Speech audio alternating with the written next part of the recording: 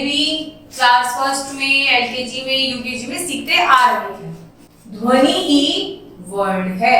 आ plus में क्या बनता है बेटा? आम। ल के साथ ए करेंगे तो ले। ल के साथ ओ की मात्रा लगाओगे तो लो। आम ले लो। जिस तरीके से क्या बनता है? एक वाक्य बनता है।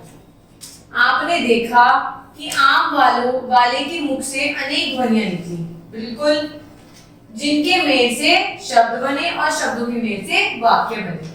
तो हम ध्वनि से वर्ण बनते हैं, वर्णों से शब्द बनते हैं और शब्दों से वाक्य बनते हैं। वर्ण ध्वनि की सबसे छोटी इकाई होती है। ध्वनि की सबसे छोटी इकाई क्या होती है बेटा? वर्ण कहलाती है। इसके और अधिक टुकड़े नहीं किए जा सकते। इसके वर्ण के आप और अधिक टुकड़े नहीं कर सकते। तो हम क्या कह सकते हैं? वह छोटी से छोटी ध्वनि जिसके और टुकड़े नहीं हो सकते उसे बेटा हम क्या कहते हैं? वर्ण कहते हैं। वर्ण को अक्षर भी कह सकते हैं, ठीक है। जिस ध्वनि के हम टुकड़े नहीं कर सकते उनको हम वर्ण कहते हैं और वर्ण को हम अक्षर भी कह सकते हैं। वर्ण बेटा कितने प्रकार के होते हैं? 2 प्रकार के होते हैं। पहला स्वर, दूसरा व्यंजन। स्वर किसे कहते हैं? जिन वर्णों का उच्चारण बिना किसी दूसरे वर्ण की सहायता से किया जाता है वे क्या कहलाते हैं बेटा?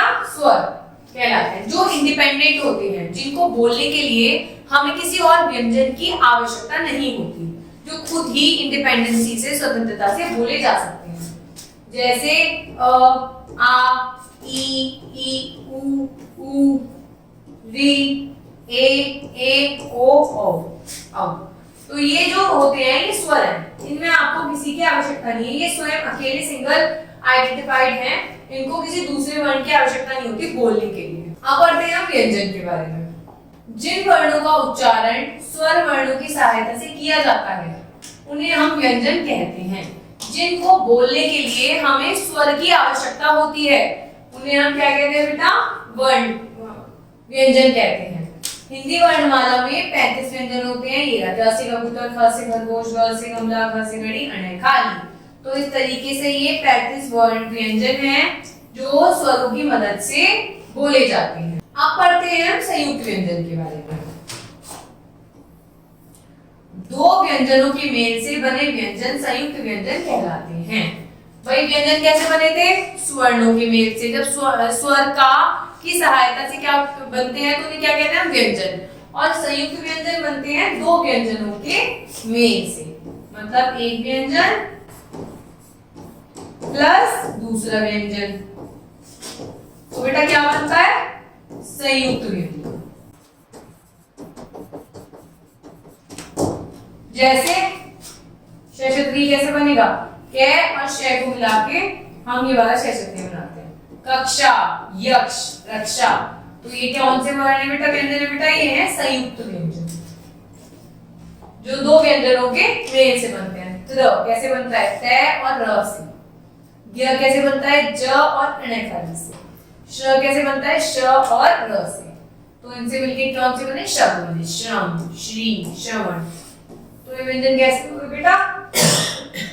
संयुक्त व्यंजन। अब बढ़ते हैं विसर्ग के बारे में। इसकी ध्वनि अ की तरह बोली जाती है। जैसे प्रातः, नमः, अतः, क्रमशः आदि। इसे बोलते हैं हम विसर्ग। अनुस्वर। अनुस्वार क्या होता है? अंग। यह अनुस्वार कहलाता है जिसमें अंग की बिंदी लगती है। इसे वर्ण के ऊपर लगाते हैं। जैसे पंख, अंग, रंग। ये कैसे होता है? अनुस्वार होते हैं। अंगूर, पलंग, शंख, पतंग, बंदर आदि। ठीक है बेटा।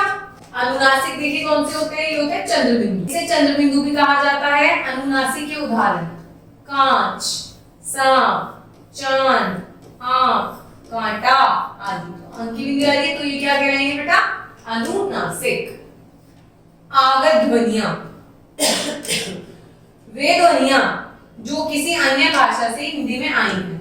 कुछ ध्वनियां ऐसी होती हैं जो हिंदी भाषा की नहीं होती, वो किसी और भाषा से हिंदी में जोड़ी जाती हैं, उन्हें कहते हैं आगत ध्वनियां। इसका साइन होता है ये चिन्ह। उन्हें हम आगत ध्वनियां कहते हैं। जैसे ये वाली फ्रॉक, डॉक्टर, हॉल आदि। तो ये सब कैसी ध्वनियां होंगी बच्चों? आगत ध्वनियां। नुक्ता, नुक्ता जो लगता है नीचे की तरफ। कागज, अंग्रेजी, जबान, ये होती है आपकी नुक्ता। आप पढ़ेंगे, अब तक हमने पढ़ा व्यंजन स्वर के बारे में, आप पढ़ेंगे मात्राओं के बारे में। भाई आप तो जानते हैं बिना मात्राओं के क्या सेंटेंस, शब्द बनाना, वाक्य या शब्द बनाना आसान है? बिना मात्राओं के आप कमल, चमल, चरण इतनी चीजें लिख सकते हो, पर मात्राओं की तो बहुत जरूरत पड़ती है। जब किसी व्यंजन के साथ किसी स्वर का मेल होता है तो स्वर का रूप बदल जाता है। स्वर का यह बदला हुआ रूप ही मात्रा कहलाती है। जब हम व्यंजन में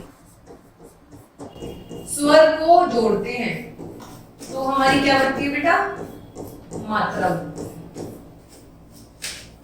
व्यंजन के साथ स्वर के मेल होने पर जो चिन्ह जोड़ते हैं उसे मात्रा कहा जाता है। इसके साथ जब ये जुड़ता है तो जो चिन्ह हमें मिलता है उसे हम मात्रा कहते हैं। हिंदी वर्णमाला में सभी व्यंजनों के साथ अ जुड़ा ही रहता है, इसलिए अ की कोई मात्रा नहीं होती। जो भी हमारे व्यंजन है क, ख, ग, घ, तो सब में अ तो जुड़ा हुआ ही है, तो इसलिए अ की अपनी कोई मात्रा नहीं होती। देखिए क के साथ अ जोड़ेंगे तो क, तो इसलिए अ की तो कोई मात्रा है ही नहीं। ख के साथ अ जुड़ा तो ख, कुछ चेंज आया? अ की कोई मात्रा नहीं होगी, मात्रा होगी आ की। अ की कोई मात्रा नहीं है तो सेम लिखा गया आ की मात्रा। ज प्लस आ मतलब जा, जाल से शब्द बनते हैं जाल, जाल। ई मतलब छोटी ई की मात्रा। अगर हम किसी भी व्यंजन के साथ स्वर ये वाला लगाते हैं तो छोटी की मात्रा ये वाली होती है। बिल, बिना, बड़ी ई की मात्रा ऐसे बनती है, ये इसका चिन्ह होता है। किसी भी व्यंजन के साथ जोड़ेंगे तो इस तरीके से बनता है। दी, दी, दीमक। छोटियों की मात्रा नीचे की तरफ लगती है व्यंजन के। मुखिया, मुकुट। बड़े ओ की मात्रा वो भी नीचे ही लगती है। फू, जैसे फो पे लगाइए ऐसे लगेगी। फूल, फूट, ये मैं आपको बता रही हूँ इसके द्वारा जो शब्द बनाए गए हैं। री, व के साथ आपने री लगाया तो ये नीचे र की ये वाली मात्रा होती है। वृक्ष, वृष। ए की मात्रा कैसे होती है? ज में जब आप ए की मात्रा लगाते हो तो ए। जे, जेवर, जेब। और ए की मात्रा होती है दो मात्राएं, थैला, मेला। ठीक है। ओ की मात्रा कैसी होती है? एक मात्रा लगती है ओ में। जैसे ब में हमने ओ की मात्रा लगाई बो, बो से क्या होता है? बोतल, बोलकर। औ की मात्रा कैसी होती है बेटा? दो लगते हैं इसमें। ल के साथ और लव मतलब लौकी, लोटा। तो इस तरीके से जब हम व्यंजन में किसी स्वर को मिलाते हैं तो जो चिन्ह हमारे पास बनकर आता है उसे हम मात्रा कहते हैं। मात्राओं से हमारी हिंदी कैसी हो जाती है? भाषा और ज्यादा अच्छी हो जाती है।